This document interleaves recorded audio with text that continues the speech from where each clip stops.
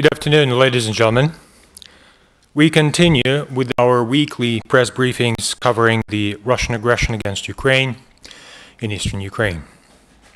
Let me give you a short update on the events that took place between July 3rd and 9th.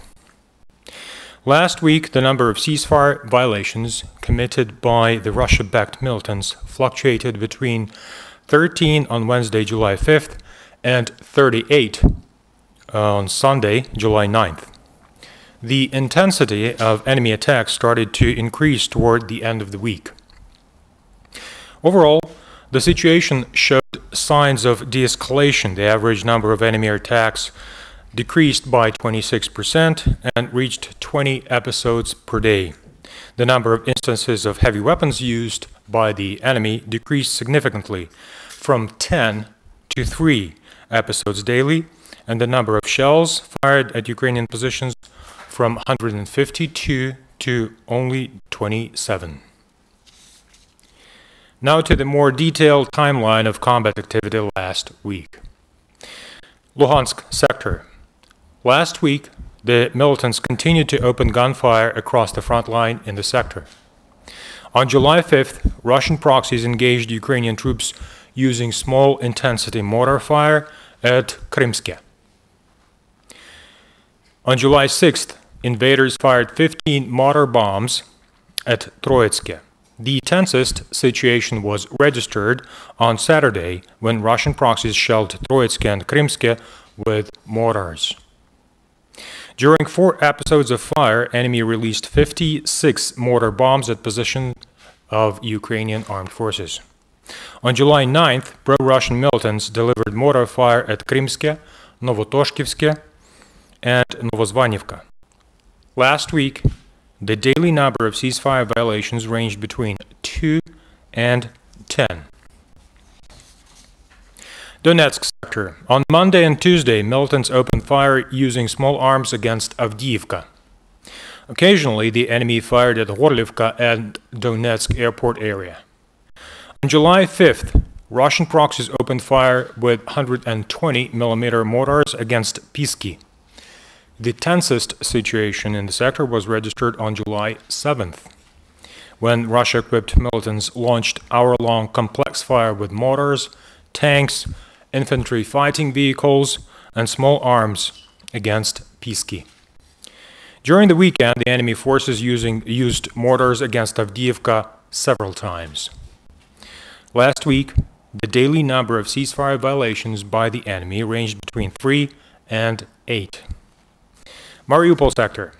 On July 3rd, militants opened fire with mortars, Grad-P rocket launchers, and 122mm artillery against Vodyane, having discharged more than 30 shells and missiles in that direction. On July 6th, enemy delivered mortar fire at Pavlopil and Shirokine.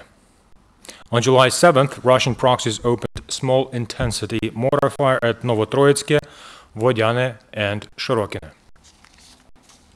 On July 9th, enemy mortar operators opened indirect fire at Krasnogorivka, Novotroitske, and Novomykhailivka. Last week, the daily number of ceasefire violations by the enemy ranged between 3 and 20. The enemy continued conducting aerial surveillance of Ukrainian positions. Ukrainian troops were registering from 1 to 2 episodes daily of enemy drones performing aerial reconnaissance along the front line. Ukraine's military intelligence continues to report further military assistance of Moscow to its proxies in eastern Ukraine. Last week, Russia delivered close to 360 tons of fuel and about 400 tons of ammunition to the militants. According to the military intelligence, the total number of casualties amongst Russian proxies is 17 killed and 17 wounded. Popasna area in the Luhansk sector accounted for 6 casualties, which is close to 19% of total enemy losses last week.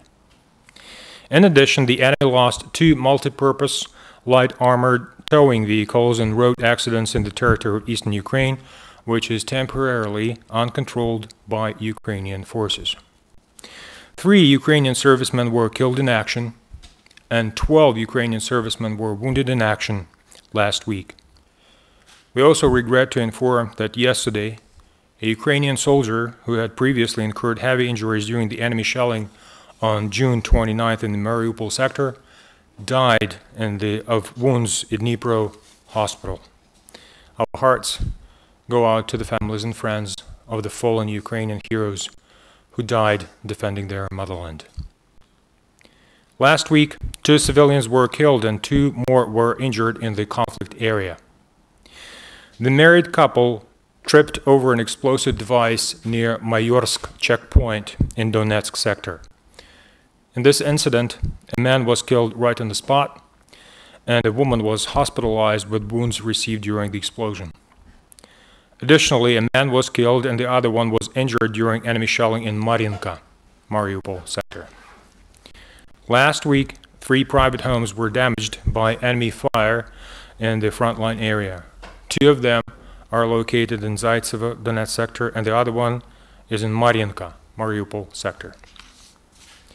In addition, Russian proxies damaged 2 segments of gas pipeline near Avdiivka town and its suburbs, directly hitting it with mortar bombs. Ukrainian emergency services acknowledged that it could repair the pipeline only under the condition of stable ceasefire in that area. According to the State Border Guard Service of Ukraine, a short while ago, Ukrainian state security officials detained a militant Russian citizen, Valery Gratov, whose undercover last name was Voitenko. He is a 64-year-old colonel of Russian airborne forces.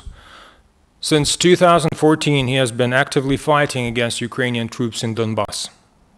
Ukrainian law enforcers confiscated numerous evidence of his criminal activity.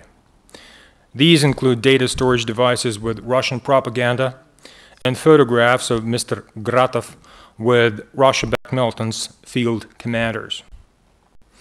The Russian intelligence services had intended to appoint this officer to be the so-called Deputy Minister of State Security of Transnistria, Russia-controlled quasi-state in the occupied territory of Moldova.